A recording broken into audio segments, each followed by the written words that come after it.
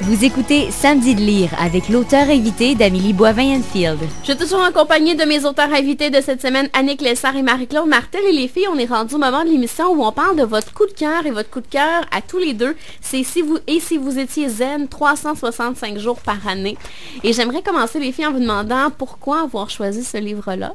Je vais laisser Annick parler, c'est elle qui me l'a recommandé au départ. En fait, c'est parce que c'est ça, ces temps-ci, je travaille beaucoup, j'ai beaucoup de projets en même temps, alors je ressens un très, très grand besoin, justement, de zénitude, de calme, tout ça. Alors, un petit peu avant de prendre 3-4 jours de vacances bien méritées, je voulais avoir le plaisir de faire de la lecture. Alors, par pur hasard, j'ai choisi le livre parce que le titre m'interpellait. Et puis, j'ai eu le bonheur de découvrir que finalement, l'auteur, comme moi, avait 3 enfants, plusieurs emplois, tout ça, et qu'elle avait réussi à trouver la voie de la zénitude. Et pire que ça, elle disait même que c'était facile de la trouver.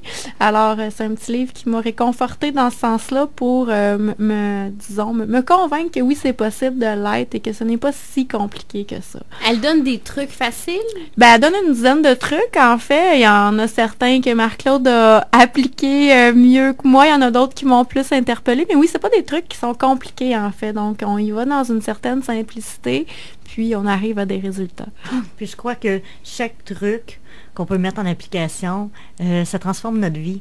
Même si on n'arrive pas à les mettre les 10 en application, dès qu'on en change un petit, moi j'ai vu la différence. Alors. Vas-y, raconte. Mais moi j'ai des petits extraits aussi. Alors, un des trucs, c'était en se levant le matin, il fallait fêter, célébrer ce qui allait se passer dans la journée. Comme ça, à l'avance, on se dit, il va arriver des belles choses et je vais pouvoir, je commence déjà à fêter au lieu de commencer à fêter à 9h le soir en se couchant. Donc, moi, j'aimais ce principe-là. Et je vous lis un petit extrait, donc, à la page 76. Alors, la première chose que vous devrez de faire maintenant chaque matin, et ça pour le reste de votre vie, sera de célébrer chaque nouvelle journée. Et ça, c'est un truc que j'ai appliqué vraiment facilement.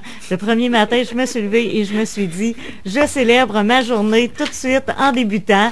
Et effectivement, à chaque journée où je me suis dit ça, j'ai passé une très belle journée. Et j'étais contente d'avoir commencé à le célébrer dès la matinée, au lieu de m'en rendre compte seulement en soirée.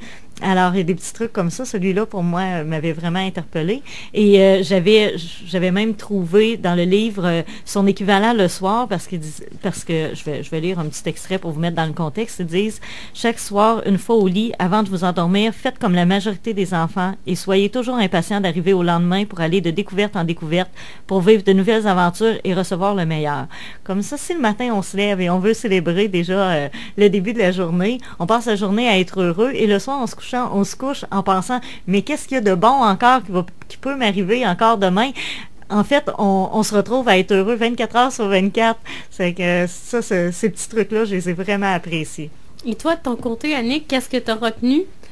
Comme je vous disais tout à l'heure, il y a le fait de se convaincre que ça peut être facile d'être zen, mais un petit truc que j'ai bien aimé, en fait, moi, je suis quelqu'un qui adore aller dehors, mais l'été seulement, ok? Sinon, entre novembre et avril, habituellement, j'hiberne, ok? Donc, puis elle proposait, entre autres, justement, de prendre le temps de respirer puis de sortir dehors le plus possible, ce qui est un petit truc facile à appliquer, mais que moi, personnellement, j'avais pas pris le temps de faire. Alors, à la lecture du livre, je me suis dit, pourquoi pas, je vais essayer, de prendre juste un petit 15-20 minutes par jour pour aller respirer, justement, à l'extérieur. Je l'ai fait et ça m'a vraiment apporté un grand bien. En fait, ça m'a tellement apporté de bien que je me suis convaincue moi-même d'acheter une passe de ski alpin pour l'année prochaine. Parce que d'habitude, l'hiver, moi, je suis vraiment à l'intérieur, là. Donc, ça m'a fait du bien, puis c'est des petites choses comme ça, ou un autre truc, par exemple, arrêter de se poser des questions. Pour moi, ça, c'était tout un défi. Puis, ça m'a fait réfléchir à ce niveau-là parce que je me posais beaucoup trop de questions. D'ailleurs, c'est une de mes phrases favorites, ça. Je me questionne. Alors, tu sais, j'essaie de diminuer à ce niveau-là. C'est une petite astuce qui est intéressante. Mais ça, je pense que c'est vraiment typiquement féminin, le fait de toujours se poser plein de questions. Oui, en fait, effectivement. En tout cas, si je compare moi puis mon conjoint, c'est sûr que je dois me poser à peu près 50 questions pendant qu'il s'en pose une ou deux, là. Donc, au prorata, oui, j'en ai beaucoup.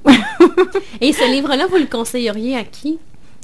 Ben, peut-être plus aux femmes, en fait, oui, effectivement. Ben, en fait, moi, je le conseillerais à la plupart des femmes qui ont l'impression peut-être d'être débordées, d'être toujours un peu essoufflées, tout ça. Je parle avec la plupart de mes copines qui sont mères de famille, puis qui ont, bon, un travail, les enfants, la maison, tout ça. Bon, c'est sûr qu'on est capable de tout faire ça, mais souvent, au niveau de nos perceptions, j'ai l'impression qu'on se dit que la vie, c'est dur, la vie, c'est rushant, la vie, c'est la course, la vie, c'est toujours exigeant.